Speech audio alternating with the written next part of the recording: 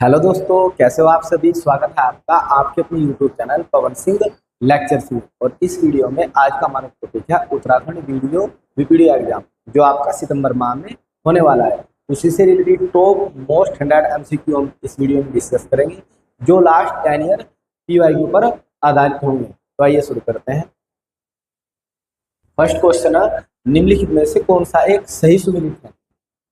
एक सही सुमेलित है। सबसे पहला था उत्तर प्रदेश। तो यहाँ पे आप लोगों को राज्य दिए गए हैं और फिर किस राज्य में कौन सी फसल उत्पन्न की जाती है, सबसे ज्यादा प्रमुख है तो उत्तर प्रदेश। तो यहाँ आप लोग गलत सुनिश्चित हो जाए, क्योंकि यहाँ पे जुड़ जाएगा। जबकि हम उत्तर प्रदेश की बात करते हैं तो ये गेहूं और गन्ना उत्पादन में नंबर 1। ठीक है, उत्तर प्रदेश गेहूं और गन्ना उत्पादन के लिए बहुत ज्यादा क्या है, प्रसिद्ध है। और यहाँ पे फिर आता है असम। तो यदि हम असम की बात करते हैं, असम चाय उत्पादन के लिए प्रसिद्ध है। किसके लिए? चाय। और आपको यहाँ क्या दिएगा, तो ये भी गलत हो जाएगा आपको। फिर आता है गुजरात। गुजरात की यदि हम बात करते हैं तो गुजरात है जो यहाँ पे दिया गया चाय उत्पादन के लिए प्रसिद्ध है। तो ये भी गलत हो जाएगा, क्योंकि जो गुजरात है यहाँ आप लोगों का कपास, जूट और मूंगफली आदि फसलों के लिए क्या है, प्रसिद्ध है। अब देखते हैं लास्ट आपका केरल। केरल जो केरल राज्य है वो रबड़ उत्पादन के लिए प्रसिद्ध है। तो यानी कि आप लोगों का डी ही सही हो जाना।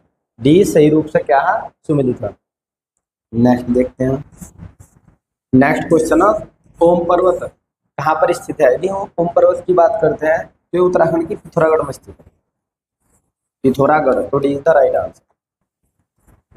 नेक्स्ट है, निम्नलिखित दलों पर विचार कीजिए और उन्हें उनकी स्थापना दिवस के काल क्रम अनुसार व्यवस्थित कीजिए। यानी कि इनकी स्थापना कब कब हुई है। तो आपको पहला राजनीतिक दल दिया गया बहुजन समाज पार्टी, बीएसपी। यदि हम बीएसपी की स्थापना की बात करते हैं तो बीएसपी की स्थापना 14 अप्रैल 1984 14 अप्रैल 1984 को की जाती है माननीय काशीराम द्वारा। और 14 अप्रैल को डॉक्टर बी.आर. अम्बेडकर की जयंती मनाई जाती है। तो उन्हीं के जन्म दिवस पर इस पार्टी की स्थापना की जाती है। इस पार्टी का मुख्य उद्देश्य होता है दलित और पिछड़े वर्गों का उत्थान करना, इसलिए इसकी स्थापना की जाती है। इसका चुनाव चिन्ह हाथी है। तथा समाजवादी पार्टी। यदि हम समाजवादी पार्टी की बात करते हैं तो समाजवादी पार्टी की स्थापना होती है 4 अक्टूबर 1992 को। तब की जाती है 4 अक्टूबर 1992 को समाजवादी पार्टी की स्थापना की जाती है। और इसका जो चुनाव चिन्ह वो साइकिल है। फिर आता है तेलुगु देशम पार्टी। यदि इसकी बात करते हैं तो इसकी स्थापना होती है 1982। कब की जाती है? 1982 मार्च 29 मार्च 1982 में इसकी स्थापना की जाती है। फिर आता है ऑल इंडियन तृणमूल कांग्रेस। जो ऑल इंडिया तृणमूल कांग्रेस है, इसकी जो स्थापना वो होती है 1998 में। कब की जाती है? 1998 में। तो देखते हैं कालक्रम अनुसार। सबसे पहला आ जाएगा 2 के बाद आ जाएगा 1 के बाद आ जाएगा 3 और 3 के बाद आ जाएगा 4। तो इसकी सही सीक्वेंस हो जाएगी। तो 2 1 3 4। तो A is the right answer. ये हो जाएगा सही क्रम। ए इज द राइट। नेक्स्ट है, चंद्रगुप्त द्वितीय के संदर्भ में निम्नलिखित में से कौन सा या कौन से कथन सही है। पहला, शक विजय के संदर्भ में सबसे सबल प्रमाण इस नरेश की रजत मुद्राएं हैं। तो ये कथन बिल्कुल सही हो जाएगा। A is the right answer. Next है, इन मुद्राओं की तोल लगभग 33 ग्रेन हुआ करती थी। ये भी बिल्कुल सही है। उस समय जो चंद्रगुप्त द्वितीय थे, जो उनकी मुद्रा थी, उनकी जो माप तोल होती उससे 33 ग्रेन के लगभग होती। तो ये भी बिल्कुल सही है। तो कथन दोनों ही सही हो जाएंगे। कथन 1 व 2 दोनों ही सही है। तो A is the right answer. Next question है, औरंगजेब के शासनकाल की निम्नलिखित घटनाओं पर विचार कीजिए और उनको कालक्रम अनुसार व्यवस्थित कीजिए। तो सबसे पहला था देवरिया की लड़ाई। आपको दिएगा देवरिया की लड़ाई। तो देवरिया की जो लड़ाई है ये होती है 13 मार्च 1659 ईस्वी में। फिर आता है बनारस के पास सुजा की जो प्रजा होती है ये होती है जनवरी 1659 में। फिर आता है सामूगढ़ की लड़ाई, ये होती है 29 मई 1658 में। फिर धर्मत विजय, जो धर्मत विजय है ये होती है 15 अप्रैल 1658 में। तो ये हो जाएगा इनका कालक्रम। तो एक बार फिर से देख लेते हैं। देवरिया की जो लड़ाई है 13 मार्च 1659 में होती है। फिर बनारस के पास सुजा की जो प्रजा होती है जनवरी 1659 में होती है। और सामूगढ़ की लड़ाई है 29 मई 1658 में होती है। धर्मत विजय ये होती है 15 अप्रैल 1658 में। तो इनका जो सही सीक्वेंस हो जाएगी वो हो जाएगी 4 सबसे शुरू हो जाएगा, सबसे पहली घटना, फिर सामूगढ़ हो जाएगा 3 यानी कि, फिर आपका आ जाएगा जनवरी 2 और 1। तो इनका सही क्रम हो जाएगा, क्या हो जाएगा सही क्रम 4 3 2 1। तो ये आपका क्रम सही हो जाएगा। यहाँ पे ऑप्शन आपको गलत दिए गए हैं, इसलिए आपका सही क्रम हो जाएगा 4 3 2 1। तो नेक्स्ट क्वेश्चन देखते हैं। नेक्स्ट क्वेश्चन है, नीचे 2 वक्तव्य दिए गए हैं, एक को अभिकथन ए तथा दूसरे को कारण आर कहा गया है। अभिकथन ए, आगरा और दार्जिलिंग एक ही अक्षांश पर स्थित है। तो यहाँ तक सही है, किंतु जनवरी में आगरा का तापमान 16 सेल्सियस तथा दार्जिलिंग का 4 सेल्सियस होता है। कारण ऊंचाई के साथ साथ तापमान घटता है तथा विरल वायु के कारण मैदानी प्रदेशों की तुलना में पर्वतीय प्रदेश अधिक ठंडे होते हैं। तो ये भी बिल्कुल सही है, क्योंकि जैसे जैसे ऊंचाई बढ़ेगी तो उसके कारण क्या होगा, वायुमंडलीय दाब कम होता चल जाएगा और जो मौसम हो अधिक ठंडा होता चल जाएगा, ठंड पड़ती चल जाएगी। तो यहाँ पे हम कह सकते हैं कि अभिकथन ए भी सही है और कारण ए भी सही है, ठीक है। और कारण जो आर ये एक ही सही व्याख्या करता है। ये हो जाएगा आप लोगों का B is the right answer. A तथा आर दोनों सही है और आर एक ही सही व्याख्या करता है। नेक्स्ट क्वेश्चन है, सूची 1 को सूची 2 से सम्मिलित कीजिए तथा सूचियों के नीचे दिए गए कूट से सही उत्तर का चयन। एक तरफ दिया गया भवन और एक तरफ दिया गया निर्माण करता है कि किस भवन का निर्माण किसने किया। पहला दिया गया सुल्तानगढ़ी, सुल्तानगढ़ी भवन है किला, इसका जो निर्माण है वो करा था इल्तुतमिश ने। किसने करा था? इल्तुतमिश ने। तो ए का जो मिलन हो जाएगा 3 के साथ में। फिर लाल महल का जो निर्माण करवाता वो करवाता बलबन। किसने करा था? बलबन ने करा था। तो ये हो जाएगा बी का 4 के साथ मिल जाएगा। फिर जमात खाना मस्जिद का जो निर्माण ये करा था अलाउद्दीन खिलजी ने। किसने करा था? अलाउद्दीन खिलजी ने। तो ये हो जाएगा सी का 1 के साथ। फिर अढ़ाई दिन का जो झोपड़ा होता, अढ़ाई दिन का झोपड़ा, इसका जो निर्माण करा था वो करा था कुतुबुद्दीन ऐबक ने। किसने करा था? कुतुबुद्दीन ऐबक ने।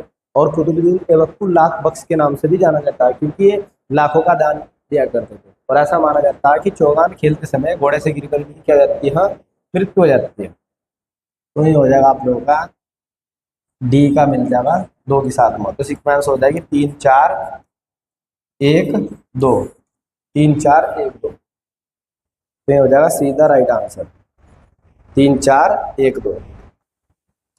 नेक्स्ट क्वेश्चन है, नीचे 2 वक्तव्य दिए गए हैं, एक को अभिकथन ए तथा दूसरे को कारण आर कहा गया है। अभिकथन ए, 73वां संविधान संशोधन, 73वां संविधान संशोधन कब होता है? 1992 में। और 11वीं अनुसूची जोड़ दी जाती है। कौन सी अनुसूची जोड़ी जाती है? 11वीं अनुसूची जोड़ी जाती है। और भारत के स्थानीय शासन के इतिहास में एक आधार स्तंभ के रूप में माना जाता है। बिल्कुल सही है। इससे क्या होता है? पंचायती राज व्यवस्था को जोड़ा जाता है। स्थानीय शासन के इतिहास में एक महत्वपूर्ण कदम होता है या आधार होता है। ये कथन सही है। अब बता कहा 73वें संविधान संशोधन ने पंचायतों को अति अपेक्षित संवैधानिक दर्जा दिया है। ये भी बिल्कुल सही है। 73वां संविधान संशोधन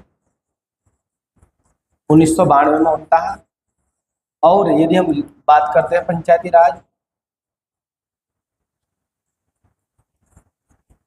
राज व्यवस्था लागू होती है 24 अप्रैल 1993 में। इसे संवैधानिक दर्जा नहीं लगता है, तो ये बिल्कुल सही है।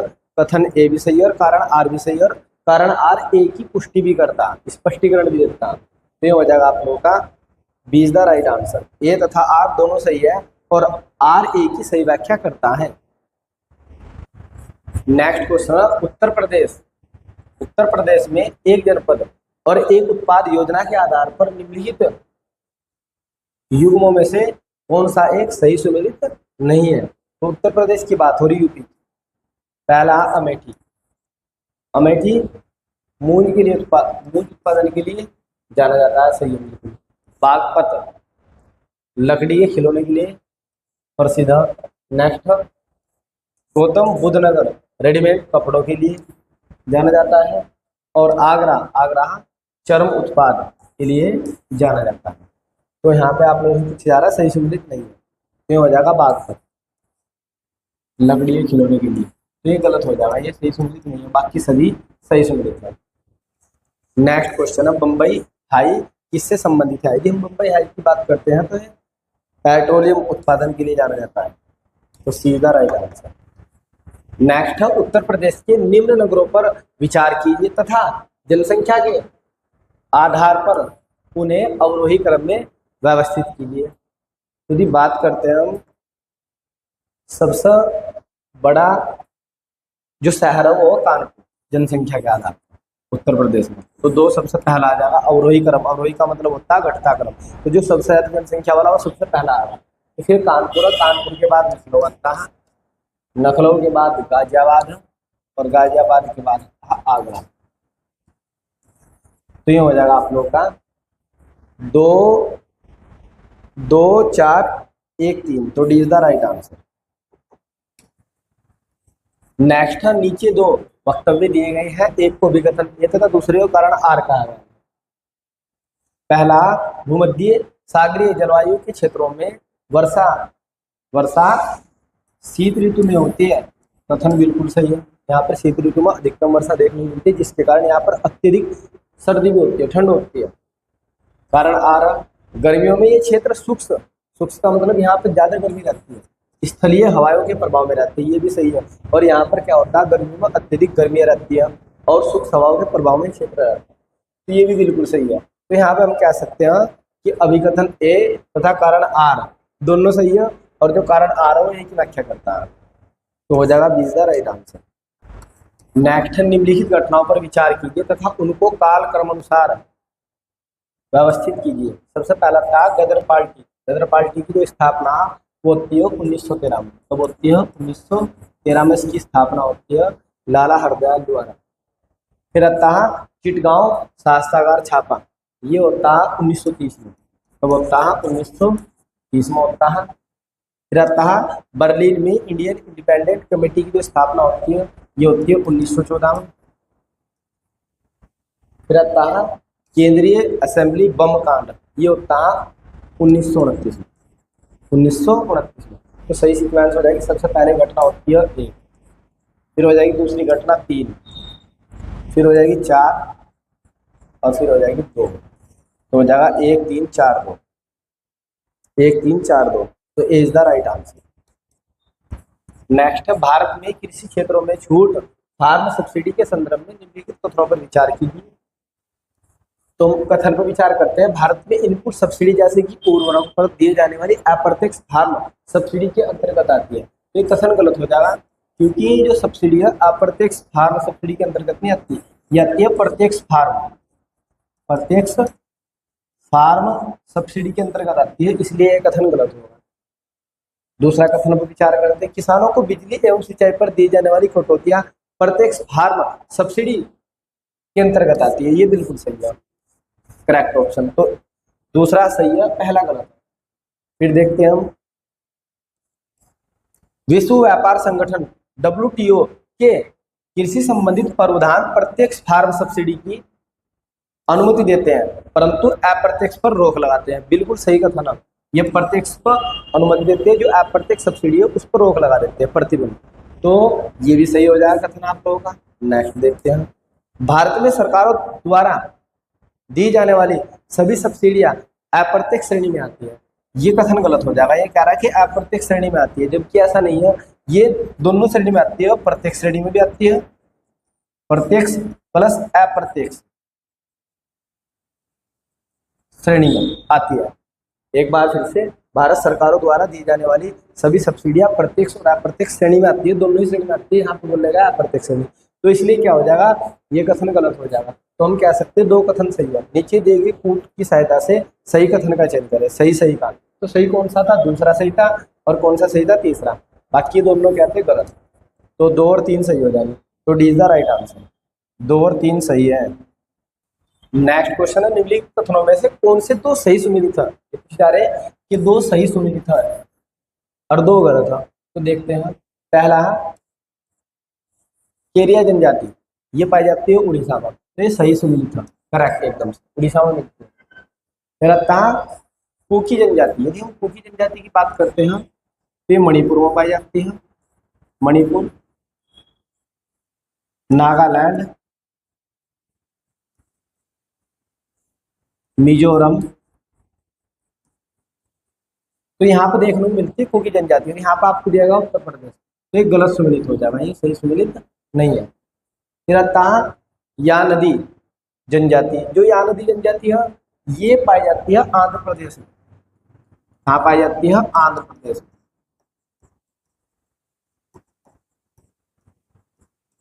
तो आंध्र प्रदेश में पाई जाती है, या राजस्थान में नहीं पाई जाती, तो ये भी गलत हो जाएगा। तो 2 और 3 गलत हो गए। फिर आता है पालियान जनजाति, ये तमिलनाडु में पाई जाती है, ये भी सही है, ये भी आपका कथन सही हो जाएगा। तो कथन सिर्फ 1 और 4 सही है, तो हम ऑप्शन देखते हैं 1 और 4, तो ये हो जाएगा A is the right answer. कथन 1 और 4 सही है। नेक्स्ट है, निम्नलिखित में से कौन सी रबी की फसल नहीं है। रबी की फसल नहीं है, तो सरसों रबी की फसल है, गेहूं रबी की फसल और चना। तो धान, धान किसकी, खरीफ की फसल है, तो B is the right answer. Next, Jyotiba Phule संबंधित थे। ज्योतिबा फुले थे जाति विरोधी आंदोलन, ये 1873 में सत्यशोधक समाज की स्थापना करते हैं। उसका मुख्य उद्देश्य होता है दलितों और पिछड़ों का उत्थान करना और समाज से छुआछूत क्या करना, समाप्त कर देना। नेक्स्ट है, निम्नलिखित में कौन पंच प्रयागों में सम्मिलित नहीं है। पंच प्रयाग, तो उत्तराखंड में पंच प्रयाग है, और उनमें से कौन सम्मिलित नहीं है। तो ये आप लोग दिया गया केशव प्रयाग, कर्णप्रयाग, देवप्रयाग और अलकनंदा। तो यदि हम बात करते हैं केशव प्रयाग, ये पंच प्रयाग के अंतर्गत सम्मिलित नहीं है। यहाँ पे क्या होता है, केशव प्रयाग में अलकनंदा प्लस सरस्वती दोनों का संबंध होता है, दोनों का क्या होता है, संगम हो जाता है इस स्थान पर। फिर आता है कर्णप्रयाग, कर्णप्रयाग में अलकनंदा प्लस पिंडर का संगम होता है, पिंडर नदी का। फिर आता है देवप्रयाग, देवप्रयाग में होता है अलकनंदा और भागीरथी, इसका होता है भागीरथी का। फिर आता है नंदप्रयाग, नंदप्रयाग में होता है नंदाग्नि प्लस अलकनंदा का संगम, तो ये भी आपको याद रखना। तो ये 3 तो पंचप्रयाग के अंतर्गत सम्मिलित है, जबकि जो केशव प्रयाग है पंचप्रयाग के अंतर्गत नहीं आता। नेक्स्ट है, उत्तराखंड की किस जनपद में सर्वाधिक चावल की जो मिल है। तो चावल उत्पादन में उत्तराखंड का कौन सा जिला नंबर 1 पर, यह है उधम सिंह नगर, तो यही होगी चावल मिले सबसे ज्यादा। नेक्स्ट है, विश्व धरोहर रमाणा को जाना जाता है, तो इसे 2009 में जो रमाणा इसे 2009 में विश्व धरोहर सूची में शामिल किया गया है। तो आपसे पूछा जा रहा है प्राकृतिक धरोहर, गलत बात। मिश्रित धरोहर, ये भी गलत बात। ये हो जाएगा अमूर्त, अमूर्त विचार, इसे बोलते हैं अमूर्त सांस्कृतिक धरोहर, तो यहाँ हो जाएगी अमूर्त सांस्कृतिक धरोहर, तो C is the right answer. Next है, वन अनुसंधान संस्थान FRI देहरादून के मुख्य प्रवेश द्वार पर नाम क्या लिखा है। तो इसका नाम है ब्रेंडिस गेट, तो इज द राइट आंसर। विद्युत परिशोधन में शुद्ध धातु संग्रहित होती है। यदि हम अशुद्ध की बात करते हैं तो ऐसा आपको याद रखना अशुद्ध, और ऐसे ही आपको याद रखना एनोड। एनोड को होगी अशुद्ध और शुद्ध हो जाएगी कैथोड। शुद्ध कहाँ होगी, कैथोड को, तो ये हो जाएगा B is the right answer. Next, जीव विज्ञान के जन्मदाता किसे कहा जाता है? तो ये बोला जाता है अरस्तु को। तो C is the right answer. Next question है, टेलीविजन की खोज किसने की थी? टेलीविजन की खोज की थी जे.एल. बेयर ने। तो A is the right answer. Mount Harriet national park कहाँ पर स्थित है? तो यह अंडमान निकोबार द्वीप समूह में। तो A is the right answer. Next है, निम्नलिखित में से कौन भारत का राष्ट्रीय जलीय जीव है? तो हो जाएगी डॉल्फिन, रिवर डॉल्फिन। तो B is the right answer. Next, Newton का गति का प्रथम नियम निम्न में से किसे व्यक्त करता है? तो ये हो जाएगा जड़त्व। B is the right answer. दो निर्देश तंत्र के मध्य सापेक्षिक रूप से नीत होता है, उनके मध्य होता है और एक नीत। तो A is the right answer. Next, कौन से दो देशों की सीमा 49वीं समांतर रेखा के नाम से जानी जाती है? तो 49वीं समांतर रेखा के नाम से जाना जाता है, ये हो जाएगा यूएसए और कनाडा। तो B is the right answer. Next, Pong बांध किस नदी पर बनाया गया है? तो ये बनाया गया व्यास नदी पर। तो C is the right answer.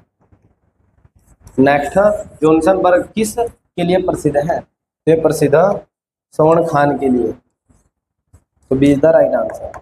Next, भारत के राष्ट्रपति को अपना त्याग पत्र किसे देना चाहिए? जो भारत के राष्ट्रपति अपना त्याग पत्र किसे देते हैं? उपराष्ट्रपति को।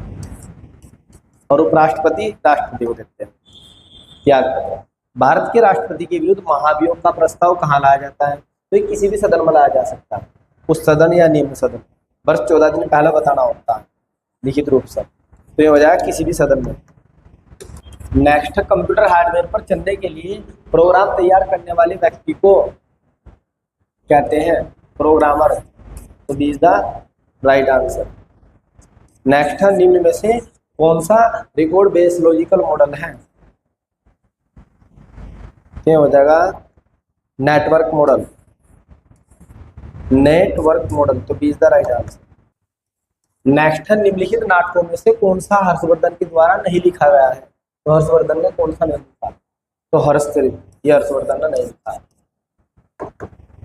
नेक्स्ट, किसने कोणार्क के सूर्य मंदिर का निर्माण करवाया था? तो ये करवाया था नरसिंह देव ने। तो B is the right answer. Next, निम्न में से कौन सा एक नगर राजा के नाम पर नहीं बना है? प्रतापनगर, तो ये राजा के नाम पर बना हुआ। कीर्तिनगर, ये भी राजा के नाम पर बना हुआ। नरेंद्र नगर, ये भी राजा के नाम पर बना हुआ। तो सभी राजा के नाम पर, तो इसका हो जाएगा D is the right answer. इनमें से कोई नहीं। निम्नलिखित में से कौन सा एक ऋतु को उत्तराखंड में उरी के नाम से जाना जाता है? तो जाना जाता है ग्रीष्म काल को। ये जाना जाता है ग्रीष्म काल। तो A is the right answer. Next, Uttarakhand के छठे राज्य वित्त आयोग के अध्यक्ष कौन नियुक्त किए गए हैं? तो ये करंट का क्वेश्चन है। ये किए गए हैं एन रविशंकर को, छठे राज्य वित्त आयोग के अध्यक्ष के रूप में। नेक्स्ट, देहरादून जिले में मियावाला नामक स्थान का नया नाम क्या रखा गया है? तो ये नाम बदल दिया गया है, मियावाले का नाम रखा गया है रामजी वाला। तो B is the right answer. Next, प्रधानमंत्री को कौन नियुक्ति करता है? यानी कि प्रधानमंत्री की नियुक्ति कौन करते हैं? तो ये करते हैं राष्ट्रपति। तो A is the right answer. Next, Uttarakhand का कुल क्षेत्रफल कितना है? तो उत्तराखंड का 53,483 वर्ग किलोमीटर। तो C is the right answer. Next, अप्रत्यक्ष संकट में कौन सी राशि संरक्षित नहीं रहती है? कौन सी राशि संरक्षित नहीं रहती है? तो ये हो जाएगा गतिविधि, ये संरक्षित नहीं रहती है। तो C is the right answer. Next, भारतीय संविधान के मूल कर्तव्य कहाँ से लिए गए? रूस से लिए गए। और 11 मूल कर्तव्य हैं, तो ये सभी नागरिकों पर लागू होते हैं। इस पर नागरिकों पर लागू होते हैं सभी पर। समान नागरिक संहिता किस राज्य में लागू किया गया था? तो सबसे पहले किया गया था गोवा में। तो is the right answer. Next, Sindhu घाटी सभ्यता के लोग पूजा करते थे, तो ये करते थे पशुपति की पूजा। तो C is the right answer. Next, Uttarkashi जिले के किस गांव को बैवरी विलेज के रूप में जाना जा रहा है, जहां पर महिलाएं होम स्टे और पर्यटन का संचालन कर रही है? तो ये करंट का क्वेश्चन है, ये हो जाएगा मथोली। तो A is the right answer. Next है उत्तराखंड के महालेखाकार का दायित्व किसने संभाला है अभी हाल ही में? तो ये संभाला है परवेज आलम ने। तो सीधा राइट आंसर। ये करंट के क्वेश्चन है जो आपको परीक्षा में देखने को मिल सकते हैं। नेक्स्ट है निम्नलिखित पर्वत श्रृंखलाओं में से कौन सी हिमालय पर्वत श्रेणी में नहीं अवस्थित है? तो पहला था चो आओ, तो ये नेपाल प्लस तिब्बत यानी कि चीन के मध्य, और ये विश्व की छठी सबसे ऊंची चोटी है। विश्व की सबसे ऊंची यानी कि छठे नंबर की सबसे ऊंची चोटी है, और ये हिमालय का हिस्सा क्या आता है लोहते से। यदि हम इसकी बात करते हैं तो ये भी हिमालय का हिस्सा, और ये विश्व की सबसे ऊंची चोटियों में चौथे नंबर पर आती है। तो दोनों ही चोटी हिमालय का हिस्सा। जबकि हम बात करते हैं अन्नामलाई, ये दक्षिण भारत की सबसे ऊंची चोटी है, ठीक है, इसलिए हिमालय का हिस्सा नहीं है क्योंकि दक्षिण भारत में पड़ती है। फिर आता है सिरुमाली, ये भी दक्षिण भारत की चोटी है। तो दोनों ही हिमालय का हिस्सा नहीं है, ये और ये हिमालय का हिस्सा नहीं है। तो आंसर हो जाएगा, सही उत्तर का चयन करना है। तो एक और दो हिमालय का हिस्सा है। इस वीडियो में इतना ही। इससे नेक्स्ट वीडियो में इस सेट के हम 50 क्वेश्चन डिस्कस करेंगे। यदि आपको हमारी यह वीडियो पसंद आई हो तो आप हमारे YouTube channel Pawan Singh lectures को जरूर सब्सक्राइब करें, लाइक करें, कमेंट करें और शेयर करें। Thanks for watching this video.